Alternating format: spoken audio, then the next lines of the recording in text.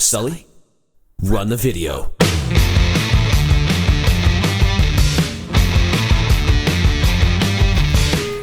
Alright, you beautiful damn people, you. No quirky intro this time. Mom was in the hospital over the week, so I'm running a bit behind. But hey, at least nobody died, right? Skipping the normal humorisms and candy-coated cringe that I tend to riddle my videos with, we're gonna move straight on to skill trees because I'm strapped for time. We're going with the bottom tree this time, the Way of the Wind, and believe it or not, this time we have 3 abilities that are worth a shit instead of just the usual 1. Sweet! Focused breathing increases your maximum sprint speed and increases your dodge cooldown speed, so that's nice. Disorienting Blow staggers and stuns enemies within a small radius, which is handy when you're in a bit of a pinch.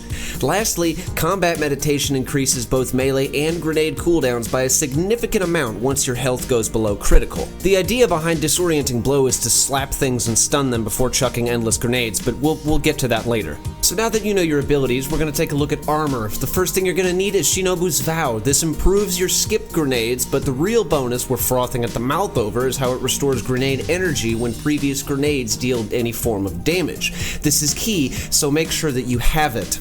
To make this work as best as it can, you'll need Quick Charge as well. This mod lets you stack charges of light by getting rapid shotgun / fusion rifle kills. Now, to me, it is 100% necessary, but taking charge also works if your weapons can generate enough orbs to keep you fueled up and going. Next, you'll need 3 stacks of firepower, which takes a charge of light and turns it into grenade energy every time you use a grenade.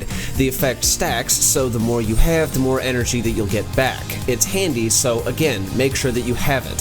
Each stack returns roughly 1/5 of your grenade energy, so be sure to keep that in mind. Now, I hate fusion rifles more than I hate going to work, so you'll see me drink a bottle of bleach before suggesting a fusion rifle, but it is something that you can fit in here if you so choose.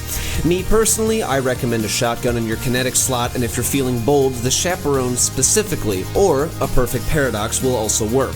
Now, you have to have something to smash champions with, obviously, which is why I suggest a pulse rifle in your energy slot. This one has to be one of my most favorites and has seen more of my shenanigans than any gun that I have. For that, I both applaud it and I feel for it. You're probably wondering, why would I ever in any alternate universe suggest a lightweight pulse rifle, and honestly, it's because it is the perfect balance between high impact and rapid fire. This gun is my backbone, and it has only let me down when I can't seem to aim, which is honestly quite often, actually, now that I think about it. Okay, wow.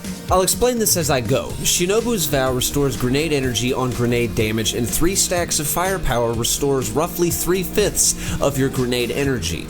Quick Charge lets you build charges of light, so you always have something to fill said grenade energy. 2 stacks is nice, 3 is healthy, 4 stacks is wonderful, and 5 stacks is impossible because you have to have a trigger mod that actually consumes those charges for you to even get any sort of energy back to begin with. The whole purpose of bringing a shotgun to begin with is because 1, I hate fusion rifles, 2, it's significantly easier to rack up kills and stack charges with the shotgun, and 3, lastly, it's a fucking shotgun. The shotgun is for charging yourself. Clear out ad waves with it and you'll build up a charge stack, which you can then use to spam seemingly endless amounts of skip grenades. Disorienting Blow is for staggering targets before the grenade actually goes out. Skip grenades are a little awkward in how they just kind of send submunitions flying whichever direction they want to go, so this helps out a little bit. As long as the submunitions actually connect with anything that the game considers a target, energy is returned, so this grenade does well with keeping ad waves down in the dirt, where they belong. Unless you suck. If you can't throw worth of shit, you'll throw your 2 and then you'll be on a cooldown. The anti-barrier weapon in your energy slot is there simply to charge your grenade if you somehow manage to mess this up. It's not your go-to gun, it is your I need more blow-up stick gun. Don't forget to put it to use if you find yourself out of charges or grenade energy. Mine, luckily, actually has Demolitionist on it, so the energy returned is actually doubled. This can be incredibly handy if you go in with a lower discipline stat. This whole setup relies on that ability triangle I'm always talking about. Some people call it synergy, I call it blowing everything the fuck up, but either way, what I mean is that both abilities require the other to function the way that they do. It's a circle, really. Step 1, build charges. Step 2, slap target into coma. Step 3, throw grenades until charges are empty. Step 4, grab shotgun, rinse and repeat. Realistically, it's as easy gets, unless you suck. The last thing I should mention here is that if you can get an entire weapon set to drop with Demolitionist like I did, this becomes legitimately 1,000 times more potent than it should be. Every weapon you have at that point is charging your grenade energy, and if you have a Breach Resonator, anti-barrier kills will proc both Demolitionist and the Breach Resonator at the same time, meaning you get double the energy back for that kill. At that point, you're just min-maxing, which isn't necessarily a bad thing, but it's fun to play around with perk sets like that. The only reason I dropped the rocket with Demolitionist is because it was a rocket, and grenade launchers are just superior.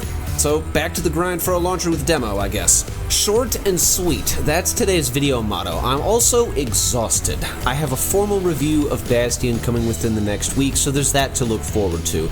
And let me tell you just how unenthused I am about reviewing that gun. There's just something about Destiny right now specifically that has me in an overall bad mood every time I open the game up and force myself to play it, for precisely that reason. I have to force myself to play this season, and it kinda sucks. I don't want to talk about it. Anyway, don't forget that I post Destiny 2 videos on a weekly basis while simultaneously broadcasting on Twitch.